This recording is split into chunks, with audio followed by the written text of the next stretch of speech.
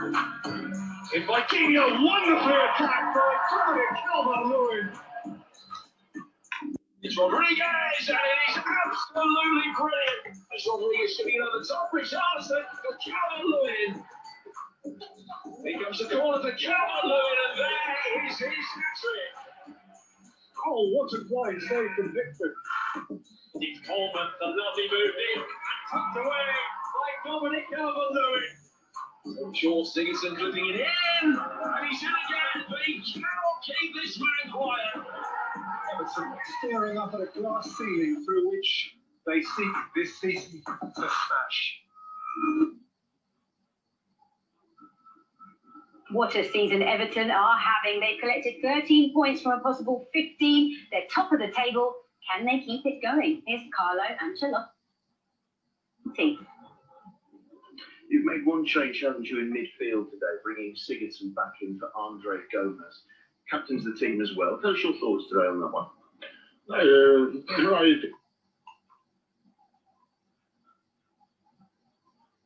think honestly it was a difficult decision because Gomez did well, but I think as Sigurdsson train as his attitude, I think he deserves to play. It's a little change, but I think we can help the team because it's not easy. It will not be easy performance to do today. It's a difficult team.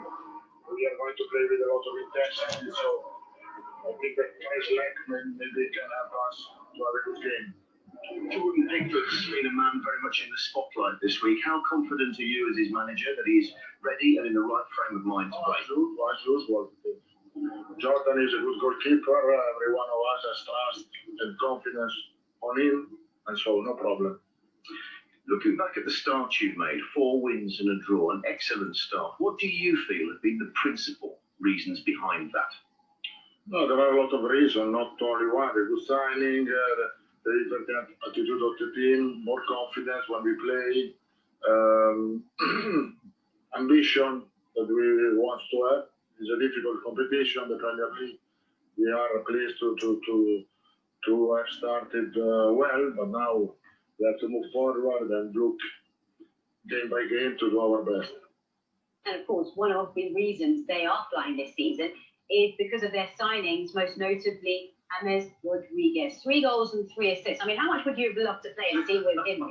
He's the type of player on the field that creates chances for you. He moves others around the pitch. If you make a run, he'll be able to find you. He scores goals. He's got everything you want off the field. He's an international superstar. So, you know, he's been a bonus for Everton commercially and out there on the field. And he's creating chances for Dominic Clavert-Lewin. He's creating chances for Richarlison. He's making opposition teams take an extra step back when he gets the ball because they're a bit nervous about what he's capable of doing. So he's been an absolutely fantastic addition to Ancelotti's team. Did you think he would hit this level this soon? Because the Premier League is a different beast, isn't it? No, it is, and it's very difficult to come from a different country and affect a huge football team with so much history on your own. And he has done. He's just, you know, he's more or less gone into the side and said, give me the ball. Basically, that's what he's done. Give me the ball and I'll make things happen for you. The manager knows how good he is, so he trusts him. And like Ozzy said, that, you know, as a centre forward or a forward-thinking player, as soon as you see him go bam onto his left foot, you think, oh, I'm in, I can score. Because he'll find you. He's that clever. What I've been most impressed by, you know, is how he's bought into being part of the team. He's a superstar. Yeah. He's come from Real Madrid, Bayern Munich. Suddenly, sometimes when you get these players coming in, they swan around and you feel like they're better, and you know you have to give him the ball. He's not. He's bought in. He's chasing back. He's celebrating every goal, whether he's involved or not. Like he knows how much it means for the team. And that is terrific when your top players are prepared to do that.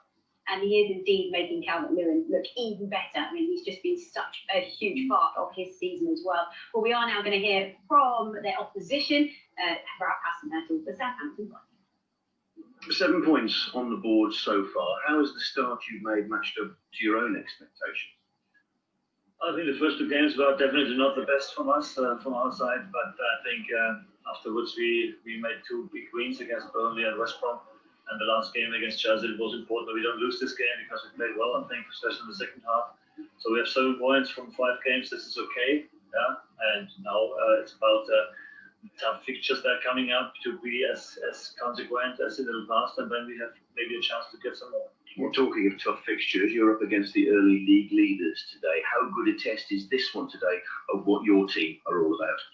Yeah, perfect test for us against the strong side. They did a fantastic job in the first games, and it's not a coincidence that they're at the top of the table at the moment, although it doesn't tell you everything. But yeah, so it was not bad if you're top after 5 games with 13 points. So a strong start, and yeah, we have to have a very good game today. We know this, but I think when we do what we can do best, then we have a chance to win. Dominic Clavert-Lewin comes here as a striker in great form. Do you have any particular plans to cater for him? No, I think we know about his strength. We know about the quality in and around the box. Must be very, very careful with defending, good organized, very disciplined, with a good rest defense. And then I think we can also focus on our game. It's not only Clavert-Lewin, they have some other threats in the team, but when you only focus on one player, it's never a good idea, I think. Well, let's talk about Dominic Clavert-Lewin, shall we? Because if he scores today, he would have scored in 6 consecutive games. And the last player to do that was Aguero last season for Manchester City. But Dominic, he's just come on leaps and bounds. And I say leaps because his leap is unbelievable. Yeah, it is. And you know what? I just think that's lots of work on the training pitch. Lots of belief in him from the players around him and the staff as well. And he seems to be doing as he's told. If you look at his physique, he looks better. He's not holding any weight. He's just looking lean. And, you know, he's 6'2", 6'3". He's the perfect shape for a centre forward, and he has everything.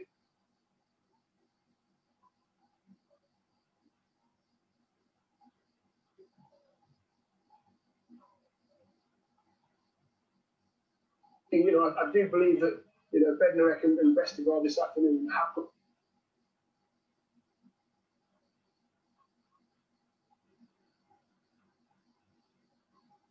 got their work cut out, and they have to stay concentrated if he's not to score.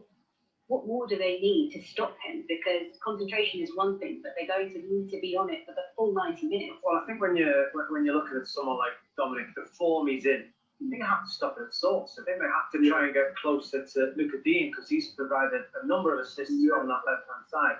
I think they have to get closer to James Rodriguez, stop the ball being played in. So, you know, sometimes when you're playing against a player who's red hot, you can work as much as you want on him and still come on score. So you have to try and stop the service into him. Yeah. Well, let's talk about Southampton's front men. It's quite nice to see a front two. We don't see it much anymore, do we? Shay Adams and Danny Ings. How has their relationship developed for you this season? It's getting better. I mean, Danny Ings is just a natural striker. Adams is learning from the master, so to speak, down there. So I think it's great to see 2 up front, you know, 2 British players that can play well together. And we don't see it. Perseverance before as well. Shay Adams, it's great to see him because he didn't have the easiest start at Southampton. If the goals weren't coming, the performances, he wasn't getting a game. He's now playing regular. He's complementing Danny Ings.